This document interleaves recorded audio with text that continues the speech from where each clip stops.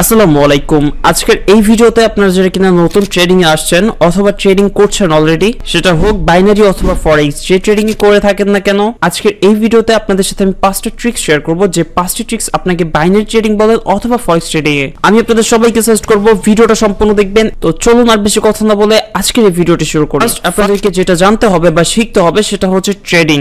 আপনি যদি ট্রেডিং এর রিয়েল নলেজ গেইন না করতে পারেন অথবা আপনি ভুল নলেজ গেইন করেন, তাইলে কিন্তু আপনি কখনোই ট্রেডিং এ প্রফিটেবল ট্রেডার হইতে পারবেন না। আপনি চাইলে ইউটিউবে অথবা ফেসবুকে এই সকল পপুলার প্ল্যাটফর্মে ট্রেডিং রিলেটেড অনেক প্লেলিস্ট পেয়ে যাবেন অথবা আপনি অনেক ভিডিও পেয়ে যাবেন, সেইগুলোর মাধ্যমে আপনি চাইলে একদম ফ্রিতে ট্রেডিং সম্পর্কে ধারণা নিতে পারেন এবং ট্রেডিং শিখতে পারেন। অথবা আপনি আরেকটা কাজ করতে পারেন, এই ভিডিওটার ডেসক্রিপশন বক্সে আমাদের পাবলিক টেলিগ্রাম চ্যানেলের লিংক দেওয়া থাকবে, সেই টেলিগ্রাম চ্যানেলে জয়েন হয়ে যেতে পারেন। সেখানে একদম ফ্রিতে অনেক বই থেকে শুরু করে অনেক ভিডিও দেওয়া আছে, ওগুলো দেখে আপনি ইজিলি ট্রেডিং এর অনেক বেশি নলেজ গেইন করতে পারেন। এই তো গেল ট্রেডিং শিখার ব্যাপারটা।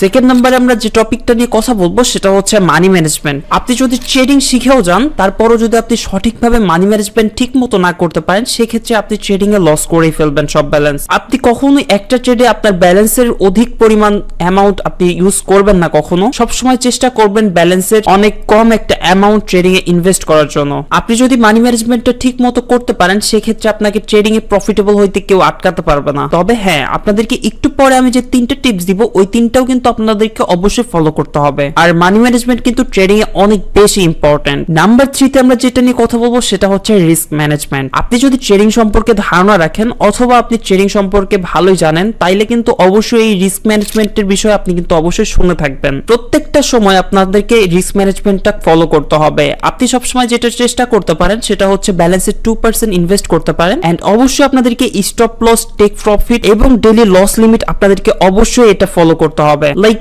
আপনি প্রতিদিন আপনার স্টপ লস এবং টেক প্রফিটের একটা নির্দিষ্ট অ্যামাউন্ট সিলেক্ট করবেন, যেই অ্যামাউন্টটা হিট করলে আপনি প্রতিদিন স্টপ লস অথবা আপনি টেক প্রফিট মেনে নেবেন। তো অবশ্যই কিন্তু ট্রেডিং এর রিস্ক ম্যানেজমেন্টটা কিন্তু অনেক বেশি ইম্পর্টেন্ট। অলরাইট গাইস, এখন আমরা কথা বলবো 4 নাম্বার টিপসটা নিয়ে, সেটা হচ্ছে ট্রেডিং সাইকোলজি অথবা মাইন্ড কন্ট্রোল বিষয়টি নিয়ে। আপনি যদি সবকিছু জেনেও আপনি যদি ইমোশনটাকে ঠিক মতো কন্ট্রোল না করতে পারেন বা আপনার মাইন্ডটিকে ঠিক মতো কন্ট্রোল না করতে পারেন, সেই ক্ষেত্রে কিন্তু আপনি ব্যালেন্স লস করবেনই। আপনি যদি রিস্ক ম্যানেজমেন্ট ফলো করেন, মানি ম্যানেজমেন্ট ফলো করেন এবং ট্রেডিং এর প্রপারলি স্টেপ বাই স্টেপ ধীরে ধীরে শিখে ফেলেন, সেই ক্ষেত্রে আপনি আস্তে আস্তে যখন অল্প অল্প অ্যামাউন্টে ট্রেড করে আপনি যখন নিয়মিত প্র্যাকটিস করবেন, তখনই আপনি ধীরে ধীরে শিখে যাবেন অথবা আপনার মাইন্ডটা ধীরে ধীরে কন্ট্রোলে আসবে। তো অবশ্যই কিন্তু ট্রেডিং এর শুরুর ক্ষেত্রে আপনাদেরকে মাইন্ডসেটটা ঠিকভাবে কন্ট্রোলে রাখতে হবে। লাইক আপনি যদি কখনো দেখেন আপনার $10 লস হয়ে গেছে, সেইটা রিকভার করার জন্য যে আপনি আপনার ফুল ব্যালেন্সে $100 থাকলে $100 ট্রেড নিয়ে নেবেন, এরকম কখনোই করবেন না। মাইন্ড কন্ট্রোলটাও কিন্তু আপনাদেরকে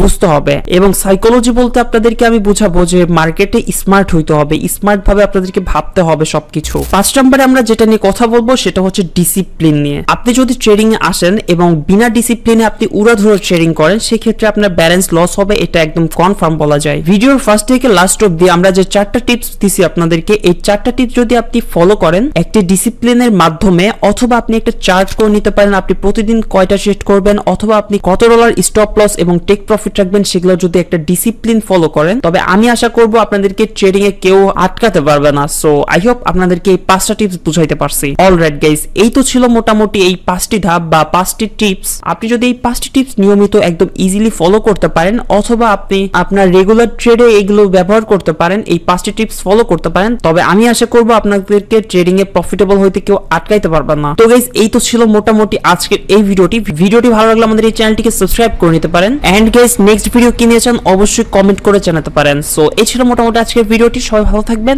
আল্লাহ হাফেজ।